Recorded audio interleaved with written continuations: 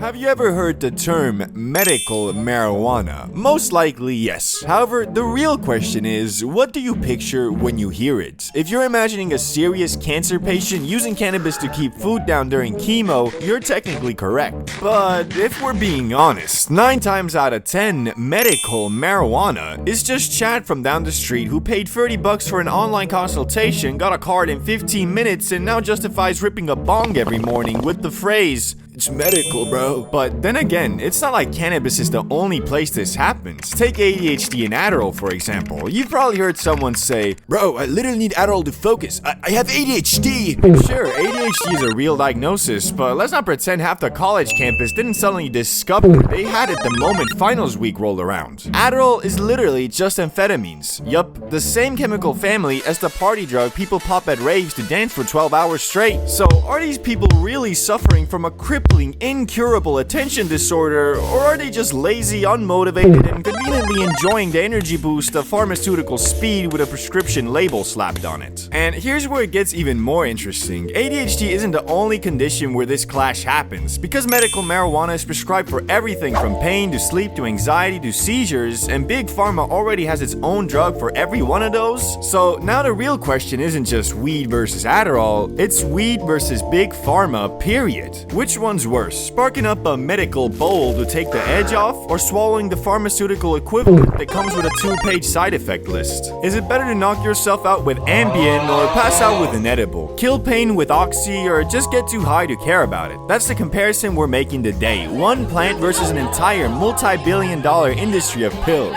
And just so we're clear, I'm not a doctor, but I'm gonna try my best to keep this as objective as possible, basing my conclusions on medical studies with just a little bit of personal experience sprinkled in for honesty's sake. We are going to go over all the major medical reasons cannabis is prescribed, comparing them to Big Pharma's recommendations, and by the end of it, we'll see who racks up more W's. Anyway, let's start off with the most common reason medical marijuana is prescribed, and that is chronic pain.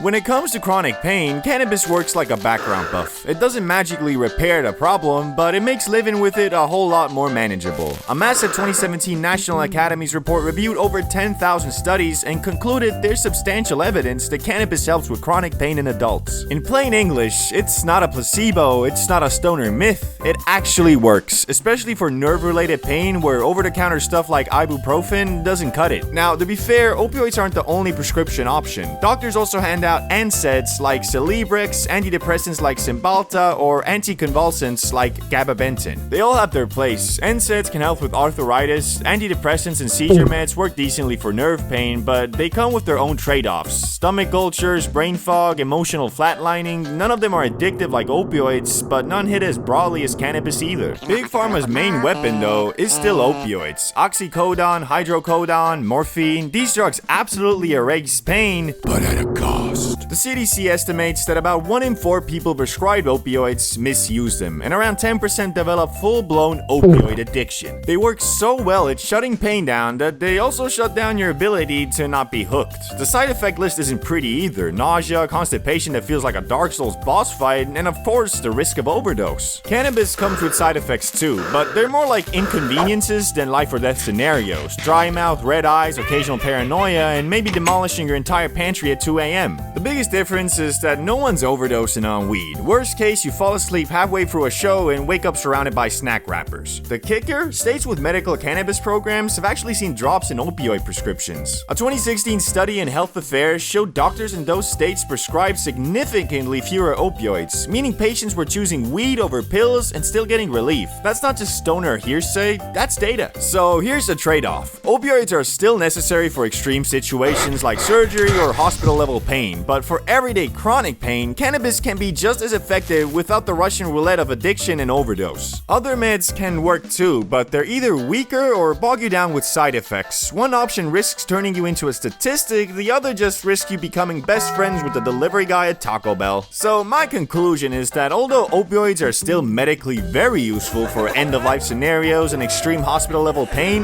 medical weed, and almost every other case where it's effective for the person, is a much safer alternative. definitive. So 1-0 medical Zaza. Next up, nausea and appetite, mostly for cancer patients going through chemotherapy. When it comes to nausea and appetite loss, especially in cancer patients going through chemo, cannabis is like flipping the God mode switch on food. Not only does it calm nausea, it also makes a subpar meal taste like a Michelin star experience. This isn't just stoner hype either. Studies show cannabinoids like THC are effective antiemetics, meaning they actually reduce nausea and vomiting. That's why synthetic THC meds like dronabinol are FDA approved for chemo side effects. Pharma's main option here is ondansetron, better known as Sofran. It works great for stopping nausea, but it doesn't do much for appetite. You'll stop puking, but food will still taste like drywall. There are also appetite stimulants like magistral acetate, which can put the weight back on, just not always where you want it, and sometimes with lovely side effects like mood swings or blood clots. Cannabis, on the other hand, handles both problems at once. It suppresses nausea and gets you hungry enough to demolish a family-sized pizza without hesitation. The side effects are mild by comparison: red eyes, dry mouth, maybe laughing too hard at a CBDBro video, and the data backs it up. In head-to-head studies, cannabis and THC-based meds often work as well as or better than traditional anti-nausea drugs, with the added benefit of appetite stimulation. That's two birds with one blunt, bro. So here's the trade-off. If you want something clinical and predictable, Sofran does its job well. If you need the double whammy, stop puking and actually want to eat again, cannabis is the more complete option. One keeps you out of the bathroom, the other gets you back in the kitchen. Honestly, this one isn't even close, and I can say that from personal experience. A close family member of mine went through chemo, and the only thing that actually helped was weed. Watching that, it's hard not to see the bigger picture. The fact that so many countries still refuse to allow medical cannabis in this exact context feels outright cruel. There are thousands of people right now stuck enduring the nightmare of chemo with no real relief, just because their government still treats weed like some dangerous street drug. It's messed up, but that's the reality, especially in places like Eastern Europe. Conclusion, weed racks up an easy W here.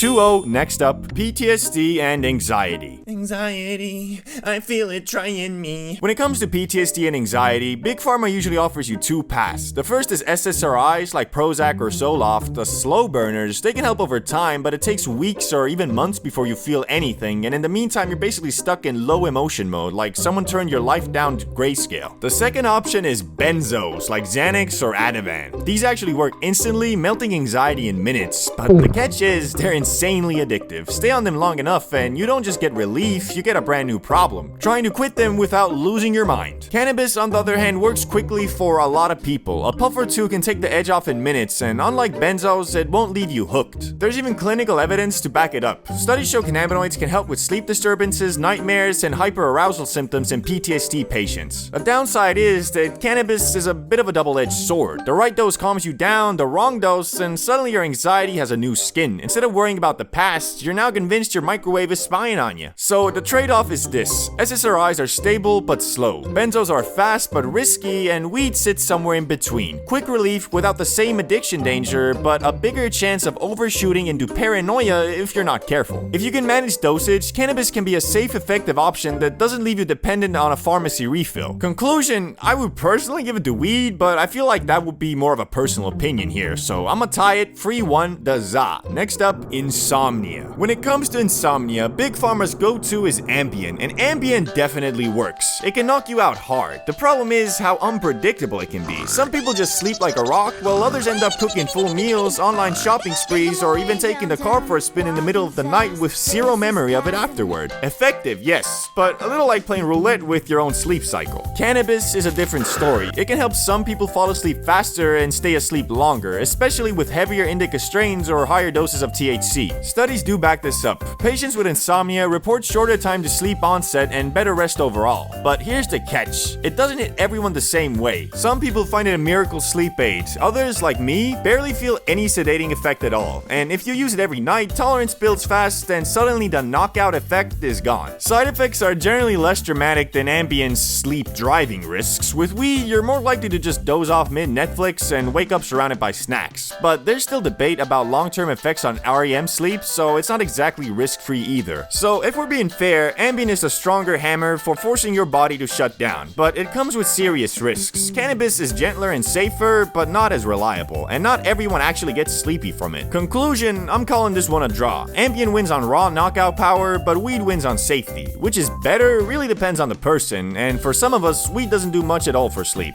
4-2 Zaza. Next up, Parkinson's. When it comes to Parkinson's, Big Pharma's MVP is levodopa, and to be fair, it works. It's the gold standard, reduces tremors, helps with movement, and has decades of research behind it. But long-term, levodopa has its own dark side. The longer you're on it, the less effective it becomes, and the more weird side effects creep in, like involuntary movements that look like your body is glitching out in real life. Cannabis, on the other hand, is a lot murkier. Some studies and patient reports say it helps with tremors, stiffness, sleep, and overall quality of life. Others show little to no measurable improvement. Basically, the science hasn't caught up yet, but plenty of patients swear by it. The side effects are pretty mild compared to pharmaceuticals. You might get a little too relaxed, forget where you put your keys, or get the munchies, but you're not risking life-threatening complications. So the trade-off is this. Levodopa is proven, reliable, and clinically necessary. It's the main reason people with Parkinson's can still function day to day. Weed, at best, is a decent sidekick. Not strong enough to replace the main treatment, but potentially useful for symptom relief and quality of life. So Big Pharma takes the W here. Levodopa is still the king. Weed might be helpful as a backup, but it's not ready to carry the team. So we'll call this one for free, which this is getting really close. Will weed be able to keep its lead, or will Big Pharma pull up like Kobe at the buzzer? To find out, go check out my new Spotify podcast where I will be uploading weekly episodes, and in this case, finish the comparison we started here. I definitely recommend following me on Spotify if you like my videos, as there won't be just extended versions of videos, but there will also be completely new content as well. So see you there.